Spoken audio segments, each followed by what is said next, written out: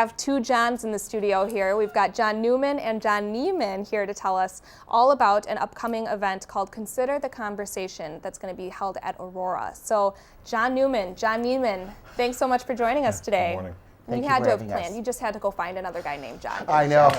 He recruited me. Yes. Well, it's wonderful to have you both. Thanks so much for coming in today.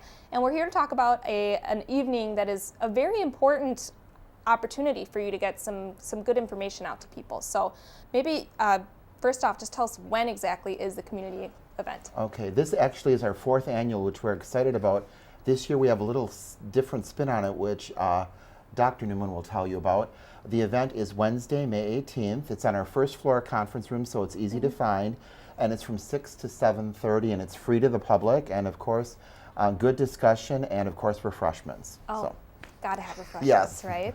So what exactly is this evening gonna feature? I know we've had you on the show before, but you just said we have some new and exciting things to talk about. So John, what's gonna be different this year than maybe past years? You know, I think first of all, to stay consistent with Consider the Conversation. And yearly, we do need to reconsider this conversation about end of life and what do I want? I mean, the question is what do I want at the end of my life, and how to engage in that discussion and be comfortable with that discussion, because it's not an easy discussion. The twist this year is, you know, and there's books written on this and there's papers written on this, is why do doctors die different than most people? And so I've been in medicine for 30 years, and I can count on one hand how many times I've helped a doctor die in a hospital. And it's always been an alarming disparity for me. And it's like, because doctors consider this conversation every day. Every day we engage with sickness and health and tough decisions and where do we go from here. But those decisions, we consider this conversation every day. And after 30 years of considering this conversation, we choose differently in the end of life. Definitely. And so it's always fascinated me to where doctors make decisions that are significantly different than sometimes what our patients make. And I think it's because we've considered this conversation so much, so often.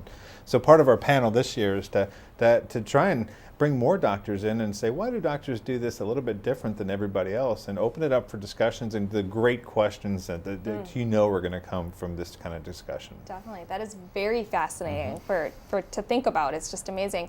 Taking a step back, the conversation that we're talking about here is the conversation that you're having with your loved ones at the end of your life to make important medical decisions for you and kind of just guide you in whatever direction you're going. Is that correct? We have advanced directives, we call them. Ours at Aurora that we use is called 5 Wishes, which we have available for people free of charge if they want. We have trained facilitators at Aurora that will help you fill them out and witness them.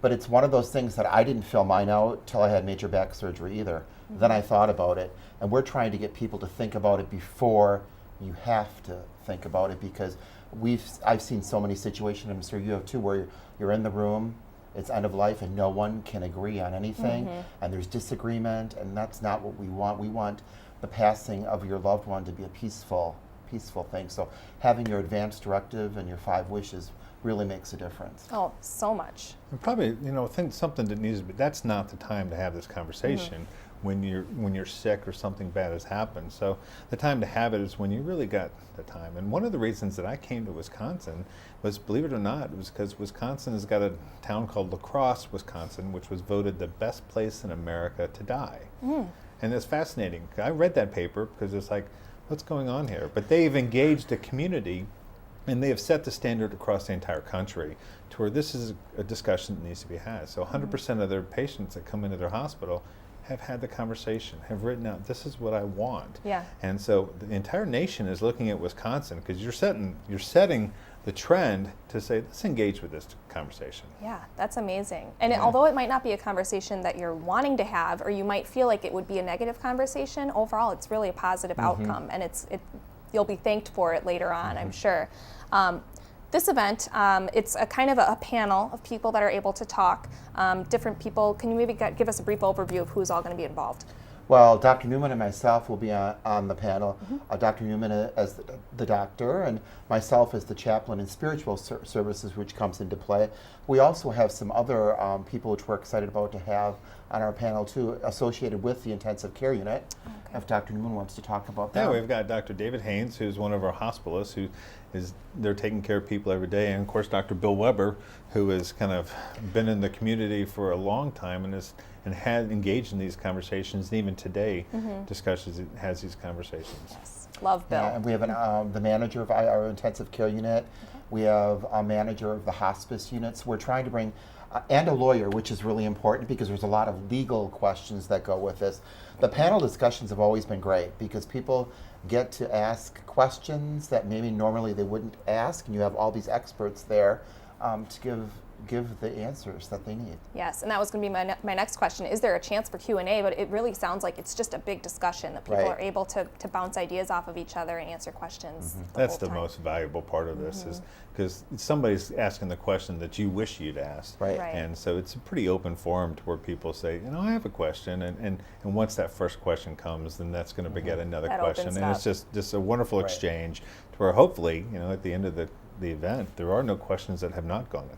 Definitely. Well, it sounds great. We got about a minute left. We got to get to the important stuff. Is how can people register and sign up? Okay, so they can call us right at Aurora. Either they can call myself or just call the switchboard at 456-6000 or myself at 456-7013. Information flyers are all over the community. You guys have them on your bulletin board, which we appreciate. It's a free event. Wednesday, May 18th, 6 to 7:30 in our first floor conference room.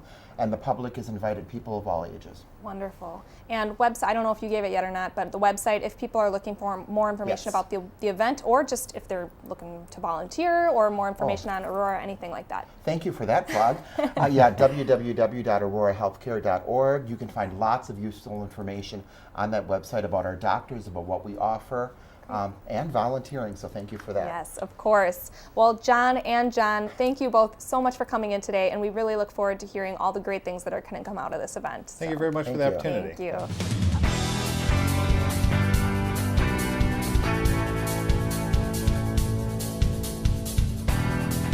Oshkosh Today was supported in part by the Friends of OCM.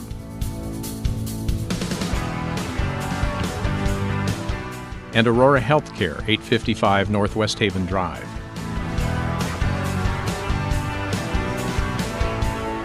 Set design provided by House of Flowers, 1920 Algoma Boulevard. Oshkosh Today.